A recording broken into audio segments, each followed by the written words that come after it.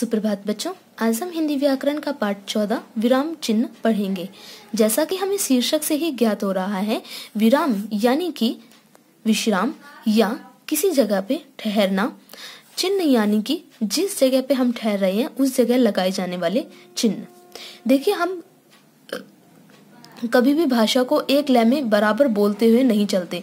किसी न किसी स्थान पर हमें रुकना होता है, फिर वो चाहे विश्राम के लिए हो या प्रश्न करने के लिए। और कभी कभी हम अपने भावों को प्रकट करने के लिए भी वाक्यों के बीच बीच में रुकते हैं। इन सभी जगहों पे जहाँ हम रुकते हैं, उन जगहों पे अपने भावों को सही रूप से प्रकट करने के लिए हिंदी भाषा के अंतर्गत कुछ चिन्ह बनाए गए हैं, जिनसे कि ये पता चलता है कि हम जो वाक्य लिख रहे हैं ये हमारा किस भाव को प्रकट कर रहा है। तो इस जिस भी जगह हम रुकते हैं उस जगह पे हम विराम चिन्ह का प्रयोग करते हैं, वो भी जिस भाव को प्रकट करने के लिए जो चिन्ह है हम उसी चिन्ह का प्रयोग करते हैं। जब बोले जाने वाले वाक्यों को लिखते हैं तो रुकने या ठहरने या प्रश्न आदि के लिए कुछ चिन्हों का प्रयोग करते हैं। ये चिन्ह विराम चिन्ह कहलाते हैं। ठीक है, जब हम जैसे हम कोई बात बोलते हैं, उस वाक्य को जब हम लिखते हैं तो उस समय हमें कहीं ना कहीं तो रुकना ही होता है। तो जिस जगह भी हम रुकते हैं या हम कोई प्रश्न करते हैं तो उसके लिए कुछ चिन्ह बनाए गए हैं, जिन्हें विराम चिन्ह कहते हैं। शुद्ध भाषा लिखने के लिए विराम चिन्हों का ज्ञान अति आवश्यक है। यदि हमें शुद्ध भाषा लिखनी है तो हमें विराम चिन्हों का ज्ञान होना बहुत ही ज्यादा जरूरी है, नहीं तो हम अर्थ का अनर्थ कर सकते हैं या फिर हमारा जो भाव है वो किसी और तरीके से या गलत भाव प्रकट हो सकता है। चित्र के नीचे दिए गए वाक्यों को ध्यान से पढ़िए। रुको मत डालो, रुको मत डालो। अब देखिए, दोनों ही शब्दों में जो ये अल्प विराम का प्रयोग किया गया है, ये दो अलग अलग जगहों पे किया गया है। अब दोनों का अर्थ क्या बनता है? रुको मत डालो, देखो हमने रुको और मत के बीच में थोड़ा विश्राम किया, थोड़ी देर हम ठहरे, तो यहाँ पे थोड़ा यानी अल्प।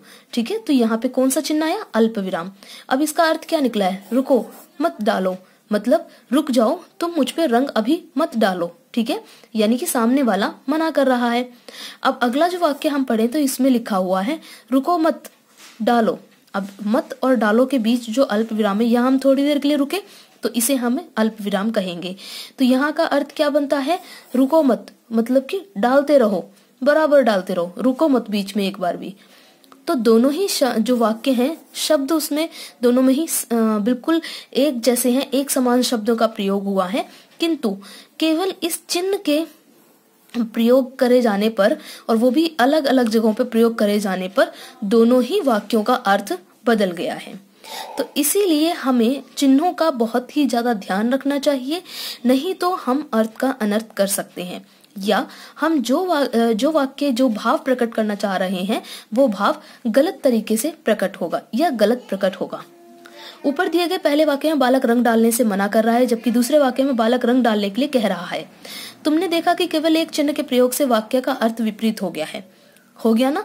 एक में मना करना और एक में सहमति प्रकट करना, एक में मना करना और एक में हाँ करना कि डालो, डालते रहो। ठीक है, तो अर्थ कितना बदल गया, एक दूसरे का उल्टा हो गया अर्थ केवल एक चिन्ह के प्रयोग से। अतः यह स्पष्ट है कि सही भाषा शुद्ध रूप से लिखने के लिए विराम चिन्हों का ज्ञान बहुत आवश्यक है। ठीक है, भाषा को कैसे शुद्ध रूप से लिखने के लिए विराम चिन्हों का बहुत ज्ञान होना बहुत आवश्यक है। आइए कुछ विराम चिन्हों को जानें। ठीक है, सबसे पहले हम बात करते हैं पूर्ण विराम की। ठीक है, पूर्ण विराम होता है जहां पूर्ण का अर्थ होता है पूरा, जहां हम पूरी तरह से रुकते हैं, जहां हमारा वाक्य पूरा हो जाए वहां हम पूर्ण विराम का प्रयोग करते हैं। अल्प विराम, अब अल्प का अर्थ होता है थोड़ा, तो जहां पे हम थोड़ी देर के लिए रुकते हैं तो वहां पे अल्प विराम का प्रयोग करते हैं। प्रश्नवाचक चिन्ह, जहां हम प्रश्न करते हैं।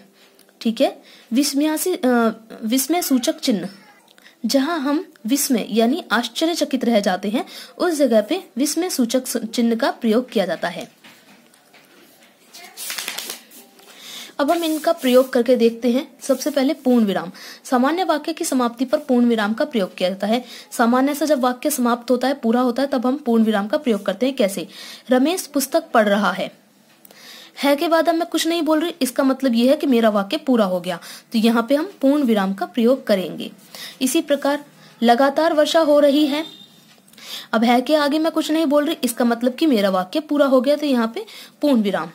अब हम बात करते हैं अल्प विराम की। सामान्य वाक्य के बीच में जब हम थोड़ा थोड़ा रुकना होता है तब अल्प विराम का प्रयोग किया जाता है। जहां हमें थोड़ा थोड़ा, ठीक है, बिल्कुल थोड़ा सा रुकना होता है तो वहां पे हम अल्प विराम का प्रयोग करते हैं। जैसे मेज पर पुस्तक और कलम और कागज रखे हैं, ठीक है।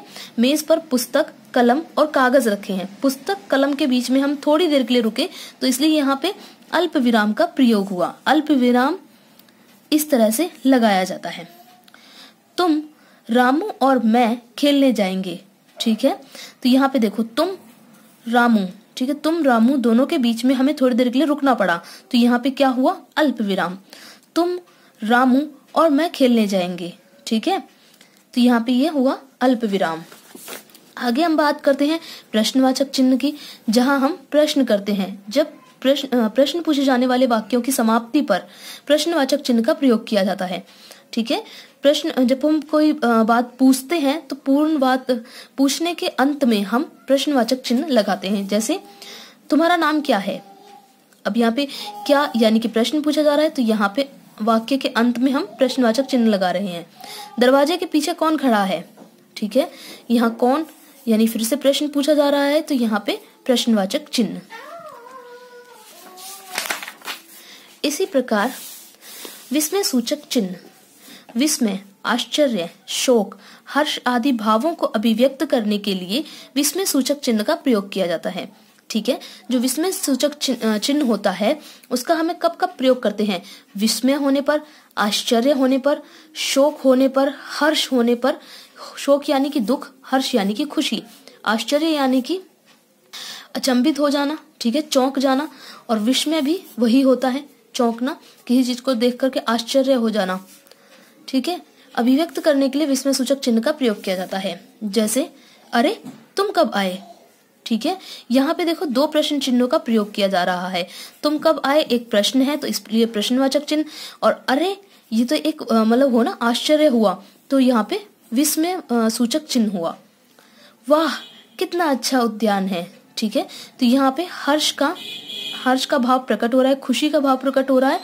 तो यहाँ पे ये, और यहाँ पे देखो ये पूर्ण विराम, क्योंकि वाक्य हमारा पूरा हो गया तो यहाँ पे पूर्ण विराम, और ये विस्मय सूचक चिन्ह, क्योंकि हम यहाँ पे विस्मय यानी विस्मय में देखो चार भावों के बारे में बताया है, विस्मय होना, आश्चर्य होना, शोक और हर्ष। तो यहाँ पे हमें हर्ष का भाव प्रकट हो रहा है तो इसलिए यहाँ पे विस्मय सूचक चिन्ह का प्रयोग किया गया है। इसी प्रकार शाबाश मुझे तुम पर गर्व है, पूर्ण विराम, क्योंकि हमारा वाक्य पूरा हुआ। यहाँ पे देखो ये है विस्मय सूचक चिन्ह, ठीक है, शाबाश, ये हर्ष का है। यहाँ पे देखो छी इतनी गंदगी कैसे, तो छी जो है वो घृणा का है, ठीक है, जिसमें हम शोक भी कह सकते हैं, घृणा। और विस्मय मतलब हमें एक आश्चर्य से होता है एक तरह से कि इतनी गंदगी कैसे, ठीक है। तो यहाँ हमें विस्मय का भाव प्रकट हो रहा है, और साथ में हमने ये प्रश्न किया है कैसे, तो यहाँ पे प्रश्नवाचक चिन्ह भी प्रयोग किया गया है। तो ये सब चिन्ह मैंने आपको बता दिए हैं कि सभी चिन्हों का हम प्रयोग किस प्रकार करते हैं और कैसे करते हैं और कहाँ करते हैं। तो आप इसका अभ्यास बड़े ही आराम से कर सकते हैं। फिर भी अगर आपको इसका अभ्यास करने में कोई परेशानी या कठिनाई है तो मुझे व्हाट्सएप पे मैसेज करके पूछ सकते हैं।